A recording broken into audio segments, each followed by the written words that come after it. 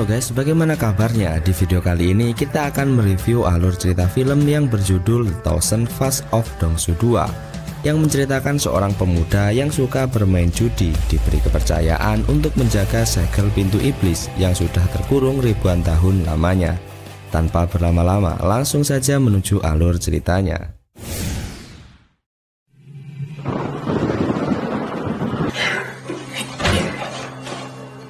Di awal film, kita diperlihatkan dua tukang daging yang sedang bekerja di tengah malam. Tiba-tiba ia dikagetkan dengan suara meminta tolong dari seorang wanita. Wanita itu juga membawa ketiga adiknya. Para wanita itu meminta kepada Kang Daging untuk memperbolehkannya menginap di sana.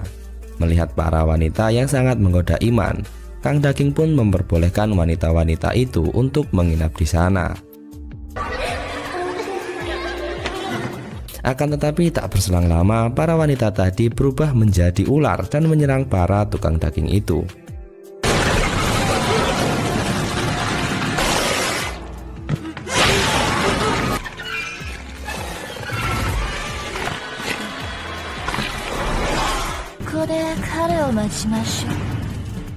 Adegan pun berpindah di kerajaan. Pada saat itu, Kaisar Dinasti Wang sedang marah kepada bawahannya.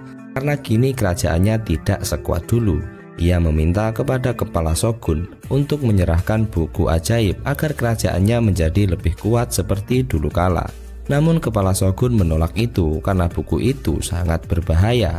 Buku itu adalah kunci untuk membuka gerbang langit ke-9 atau tempat para iblis bersemayam.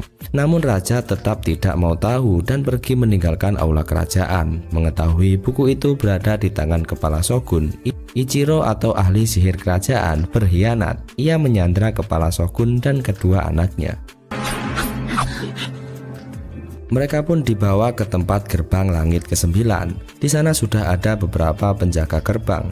Melihat kepala shogun yang disandra, para penjaga itu langsung menyerang Ichiro.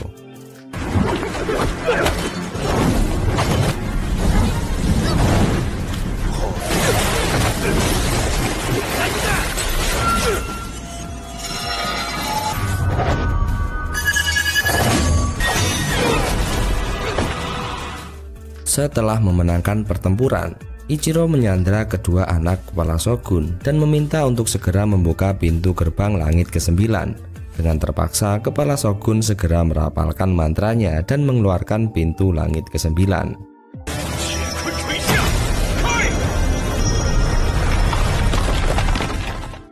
Setelah pintu itu muncul, Ichiro segera mendekati pintu itu dan berniat untuk membukanya. Kepala shogun memperingati bahwa pintu itu sangat berbahaya. Namun Ichiro tidak memperdulikannya, dan benar saja ia termakan oleh iblis. Melihat kejadian itu, kepala shogun segera menteleportasikan anaknya ke suatu tempat.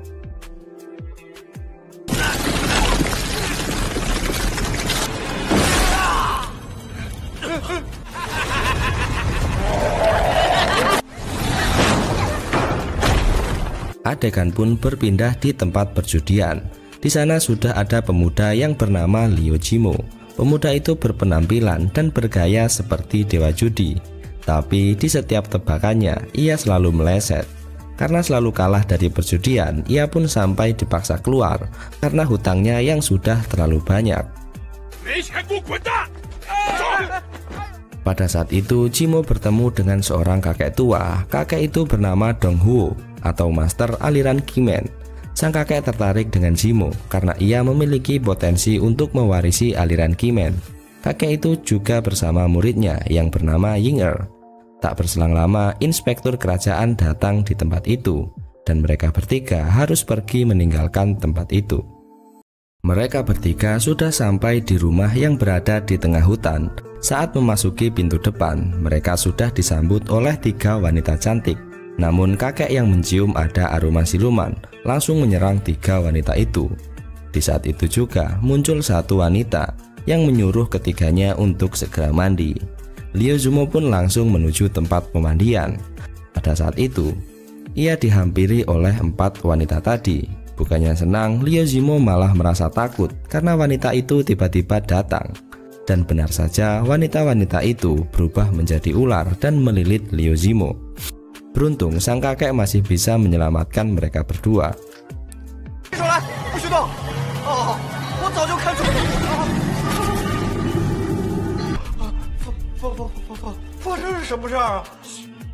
Di depan pintu ternyata sudah ada para inspektur kerajaan yang menginginkan tangan iblis yang dibawa sang kakek.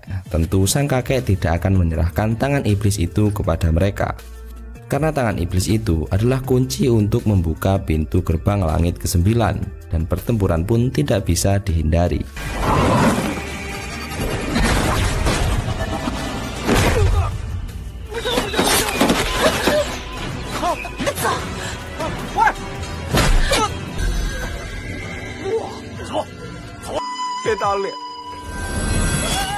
Mereka berdua berteleportasi ke sebuah air terjun. Sang kakek meminta kepada Liu Zumo untuk menghantarkannya ke sebuah tempat yang bernama Previlium Changji.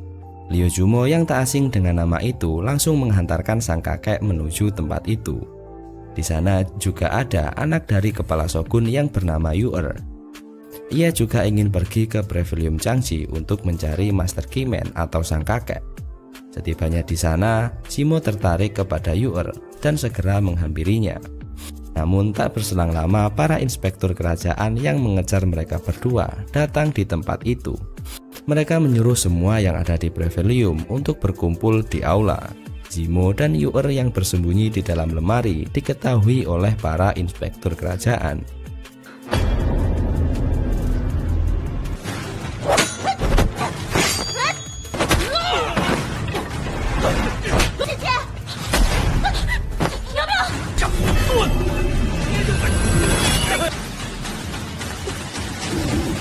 Adegan pun berpindah di rumah Ratu Ular. Di sana ada Ying-er, murid dari sang kakek. Ternyata Ying-er adalah utusan dari Ratu Ular untuk memata-matai sang kakek. Namun ia berkhianat karena ia jatuh cinta kepada Zimo.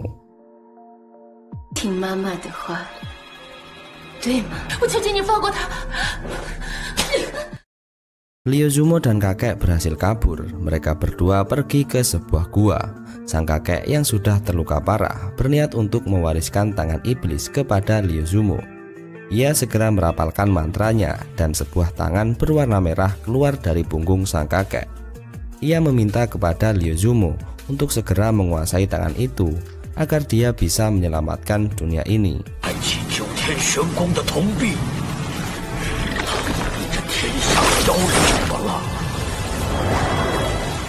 Pada saat itu, pasukan kerajaan yang mengejar sang kakek datang di gua itu.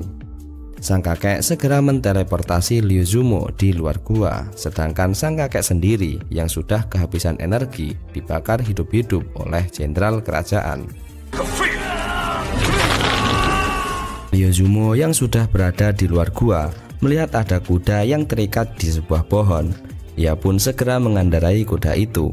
Ternyata sang pemilik kuda sedang kencing di balik semak-semak. Sang pemilik kuda pun mengejar Liu Zumo dengan kekuatan menyelam ke dalam tanah. Liu Zumo sampai di tempat yang mengerikan. Ia juga dikagetkan dengan kedatangan sang pemilik kuda yang dikiranya adalah hantu. Pria itu bernama Kingmu. Namun tak berselang lama, mereka berdua diserang oleh segerombolan orang yang keluar dari sebuah peti.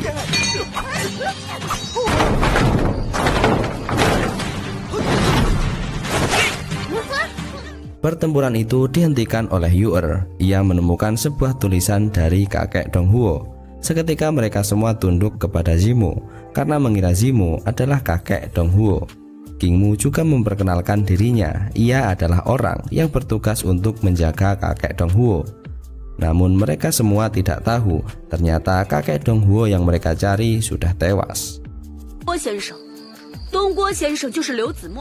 Di dalam kamar, Liu Zumo membuka buku tentang cara menguasai lengan iblis. Di saat itu juga datanglah Ichiro, sang penyihir kerajaan, yang berusaha merebut buku itu.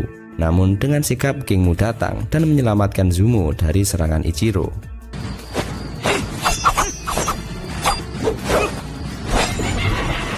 Setelah pertempuran selesai, datanglah pengawal Yu'er yang berkata bahwa kepala shogun akan dieksekusi pada malam itu juga. Mereka pun segera datang ke tempat eksekusi. Di sana para penyihir Jepang sudah berkumpul untuk menyerang mereka. Namun dengan kekuatan kepala shogun, mereka semua dapat dipindahkan dengan membuka gerbang teleportasi. Akan tetapi laki-laki Lyozumo tertinggal dan masih berdiri di sana.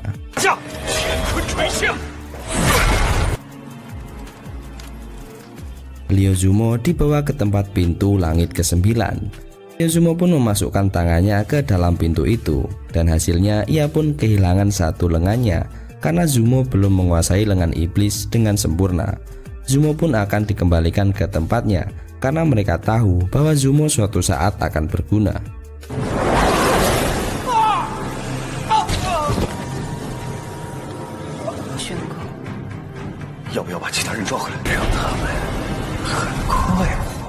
Di depan rumah, Kingmu dikagetkan dengan adanya Zumo yang tergeletak dengan keadaan yang sangat mengenaskan. Ternyata Zumo dikembalikan oleh Ichiro. Zumo segera diperiksa oleh kepala shogun. Ternyata ia terkena racun yang jika tidak segera ditangani, organ dalam tubuhnya akan terbakar. Yu-Er memerintahkan Kingmu untuk mencari penawarnya. Kingmu pun segera bergegas mencari penawar itu. Di dalam rumah, Zumo semakin parah, suhu badannya semakin meningkat. Bahkan air yang dibuat untuk merendam pun ikut mendidih karena suhu badan Lyozumo. Akhirnya Yu-Er pun memutuskan untuk menyembuhkan Lyozumo dengan teknik andalannya.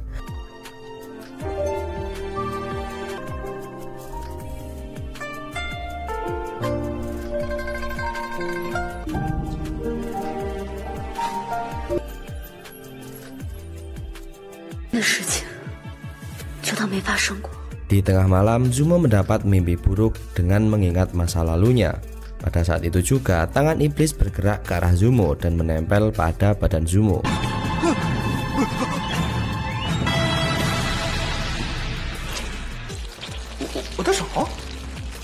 Kepala shogun yang melihat kejadian itu mengatakan bahwa Zumo sudah resmi menguasai teknik tangan iblis. Namun Zumo harus dilatih agar ia menguasai tangan itu dengan sepenuhnya.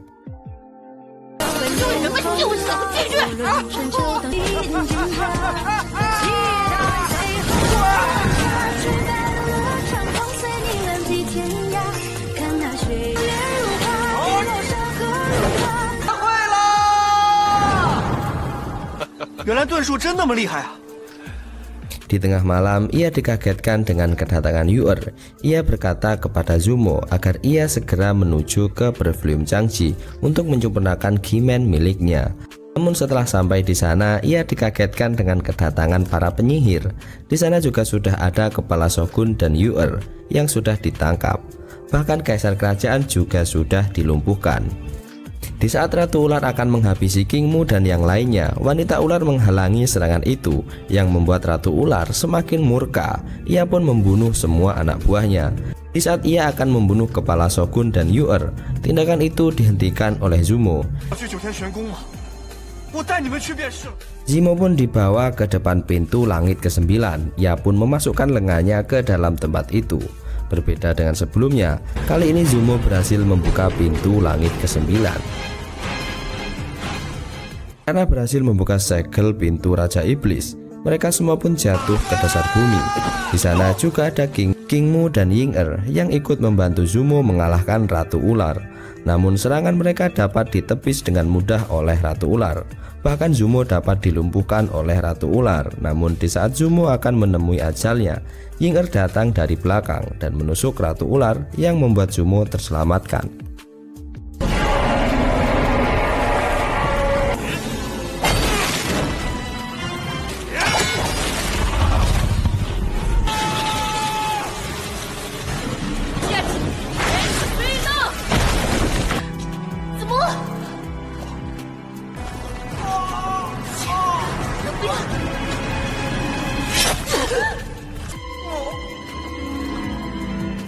Di saat Ratu Ular akan menghabisi Ying-Er, Zumo didatangi gurunya di dalam mimpi.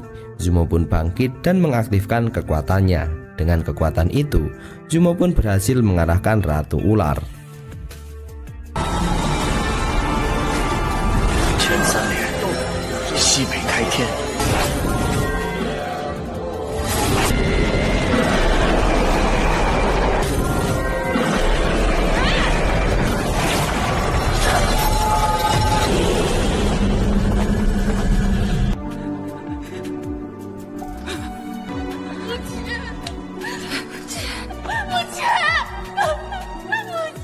adegan pun berpindah di kerajaan. Di sana Zumo diberi penghargaan karena telah menyelamatkan kerajaan. Pada saat itu Ying-er datang dengan dibawa paksa oleh pasukan kerajaan. Namun bukannya membebaskan Ying-er, Zumo malah mengembalikan Ying-er ke tempat asalnya, yaitu Jepang. Film pun berakhir.